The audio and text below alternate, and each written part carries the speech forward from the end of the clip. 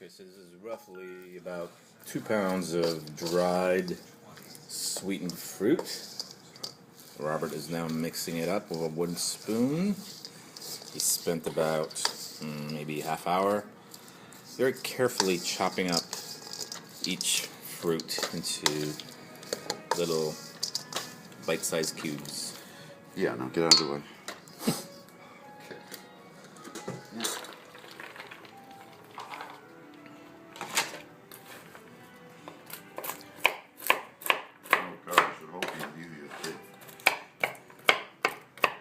And this is going to be a mixture of nuts. It's just walnuts.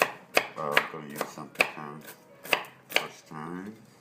And are these ingredients also roughly 2 pounds? No, let's go by measure now. 2 cups. 2 cups. So unlike the fruit, which was 2 pounds, right? Right.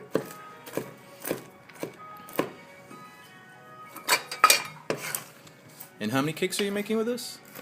3. Comes out of 1 batter. 1 large, 2 small. And what's this large cutting board that you're using? It's a macaroni board. A macaroni board? For fruitcake? Well, it's what an Italian mother uses for making macaroni. Because see this thing over here? Yeah. That's to prevent the flour and everything from going into the table. Oh. And where did this board come from? The ancients. The ancients. Very old. This is what was done when everybody made macaroni at home. Without machines. What was it, unearthed in Pompeii or something? No, every woman had one in her dowry. Was this your mother's? It was my grandmother. Really? Wow. Take a look at that. This is your grandmother's, your great-grandmother's. Yeah, right. Okay, oh, that's good. Cup of... Is that a cup or 2 cups? I need 2 cups, but... Now I'm going to put walnuts. So you don't mix it up with the And fruit right yet, right? No. So all the dried ingredients just go. Get too greasy. Okay, so now you have some pecans. Put some pecans in there. Again, it's 2 cups total. 2 cups of nuts total. Right. And it's not over because if it's over its weight, then it's going to affect the consistency of the cake and the texture. The cake will crumble because there's too much fruit and not enough flour holding it together. Right, and we don't want that. I don't want that. How was that knife working out? This is called a mezzaluna. See, mezza, half moon, half moon. Ah. And you rock it back and forth. This one has 2 knives, and this mezzaluna has 1 knife, and this was given to me by Jonathan as a present years ago. Look at that. From Jonathan.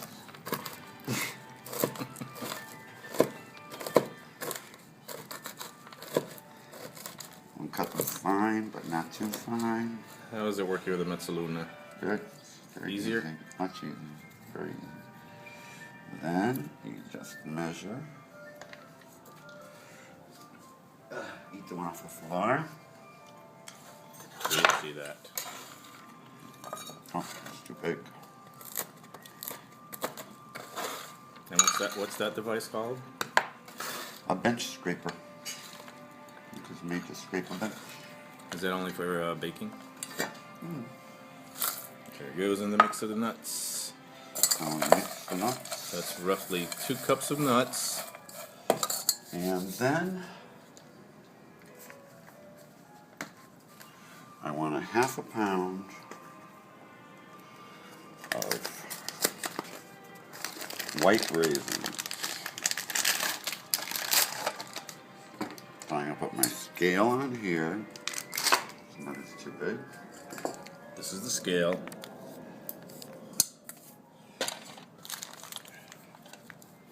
Half a pound of raisins? Half a pound, so I have 4 ounces. I need it to go up to 12 ounces. Actually, I'm going to put extra nuts because Wait, isn't that going to break away from your recipe? No, because I only have 15 ounces of raisins. Okay. And these are just golden raisins. Which will be soaked in rum in a while. There's wine in this too? Rum. Ron. How about scotch? Any scotch? Can we add scotch? No, you can't add scotch. Why not? The English add whiskey, but this is not that kind of a cake. It's a Vitarelli cake. Shouldn't we add scotch? No.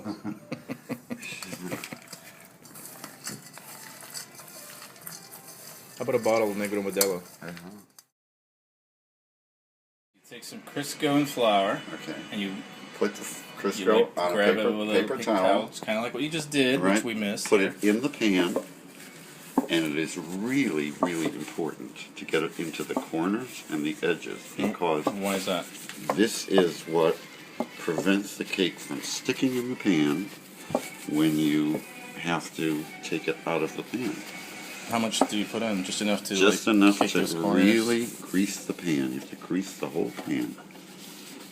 Just make sure it's totally greased. Not a lot of excess. You don't want excess. Okay. If it's too much, is it going to get... No, nothing's really going to happen. Just It'll just make it easier to take it out, obviously. that's exactly right. And then you take some flour. You do this over the sink,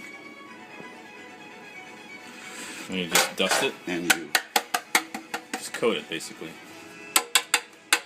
Right? right. Does it have to go all the way to the rim? Yep.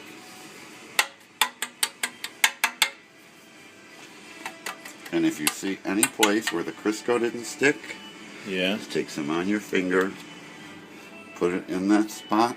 See that spot? Yep. Just kick it in there. And then Otherwise, your cake will just stick there. that's right. And then you take the excess. And is that just the regular unbleached flour? That's the regular flour. Take out the excess. The pan is greased and ready for the batter. Alrighty. So what I'm doing now is I'm creaming butter. And how much butter is that roughly? That is 3/4 pound of butter, and I'm doing the fold, and I'm going to feed in confectioner's sugar. This can get a little cloudy. And are you doing all the sugar at once? All of the sugar is 1 pound of sugar. Right now, that's 1 pound of sugar. 1 pound of sugar. That's confectioner's sugar. Okay. And we're creaming sugar and butter. And how old is this mixture, Robert? This is 100 years old at least. 100 years old? Are you sure? Was this unearthed in Pompeii too? No. With my mother. Made it with my grandmother. It's a beautiful industrial design. Look at that sleek design. Whoa. They don't make them like that anymore. Made in the USA. You want to turn it up?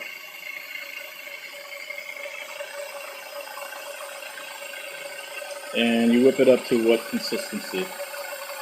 Cream. You cream it. You're creaming the sugar and the butter. Okay. And then what you're doing is feeding the sugar in.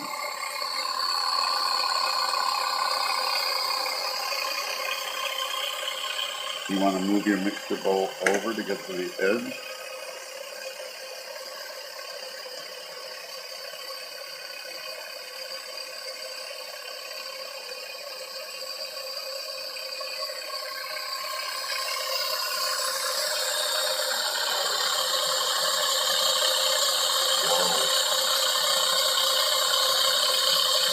That's to be very well mixed.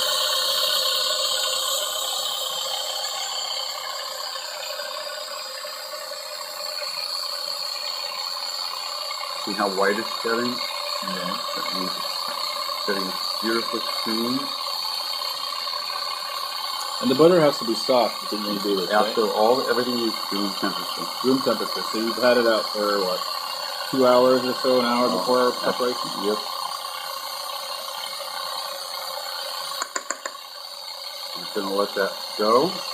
Okay. What I'm going to do now is I'm going to add some flavorings, and this is just a matter of taste. And what was that you just poured in there? Vanilla? That was pure orange. Pure orange, followed by? And not imitation, pure. Pure. Okay. This is almond. And this is vanilla.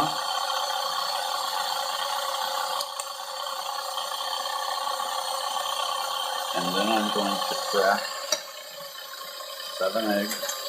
7 eggs. Are these medium or small size? These are large. Large, okay.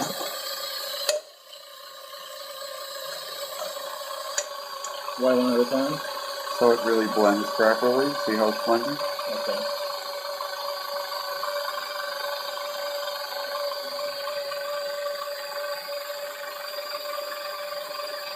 Now I can turn my mixer up to mix.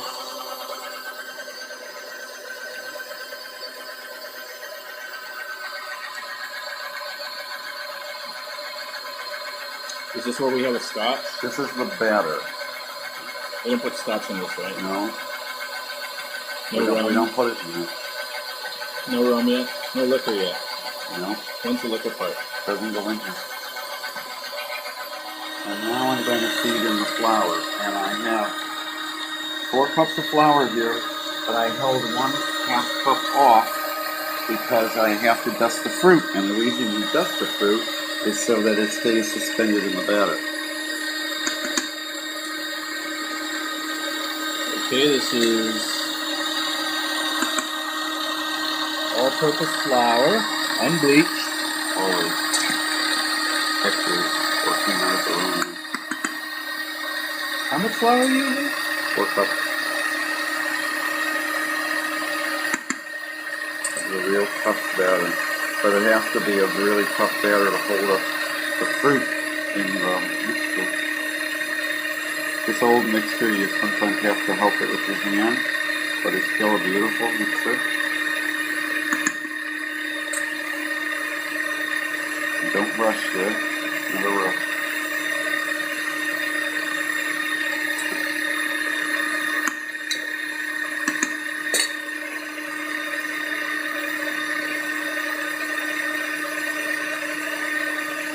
Can we add the liquor now?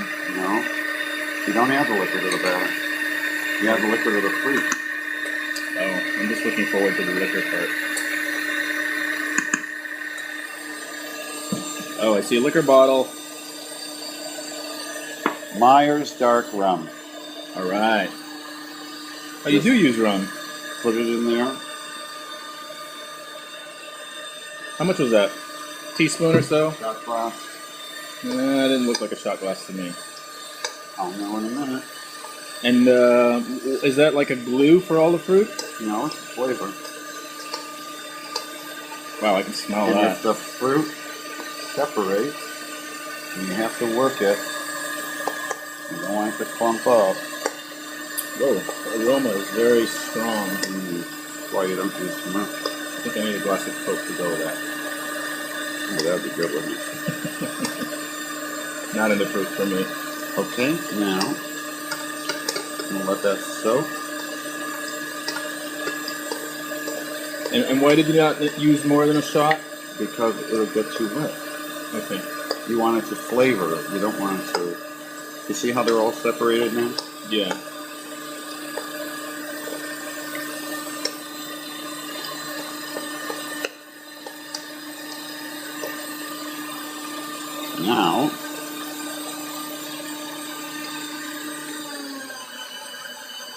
Now, that batter is beautiful.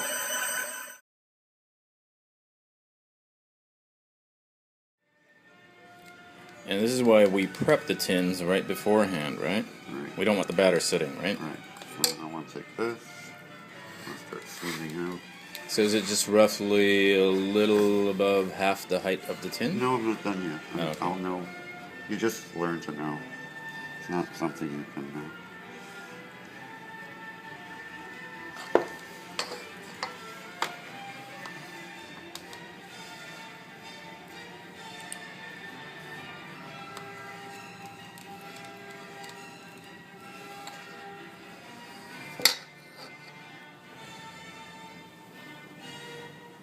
Do you have to smooth it out and keep kind of level, or? Yep.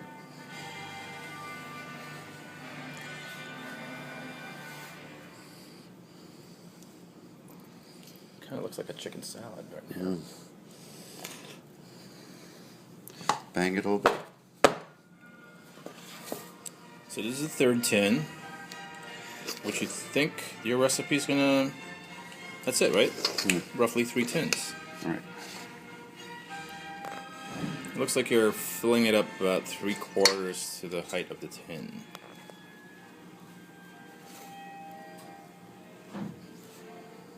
And will this rise a lot? Oh, it'll rise, yeah. Because of the eggs, but there's no baking powder or... Alright, 7 eggs, correct. Yeah. And why is there no baking powder?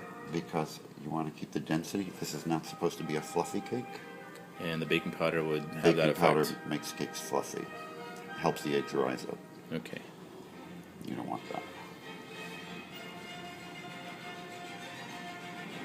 Lovely. Should we put some parsley on top of it? So now I'm just going to add little bits of the extra to these.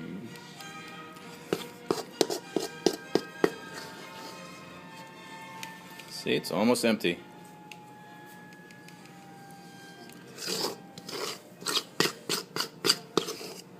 And while we're doing this, you preheated the oven. It started at 350, and then... I just got it up high and then lowered it to 250, but it must be at 250 when you put the cakes in. It cannot be hotter than that. And it's been preheating for probably about half hour now. The batter's delicious. Is it? Creamy. Very elegant. Silky. Of course it is. Let me try that. Whoa. I think it needs a little more rum. No, it doesn't. Whoa, that is good. And I want your kids to know that nobody's watching. Yep, that's right. Your grandparents and great-grandparents are watching.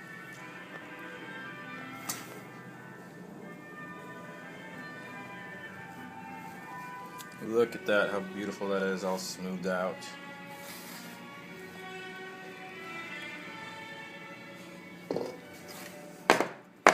And why do you bang it? To get any air bubbles out of the bottom. Wash your hands. That's it? That's it. And look, it's your how do you say it in Italian? Nonna? What?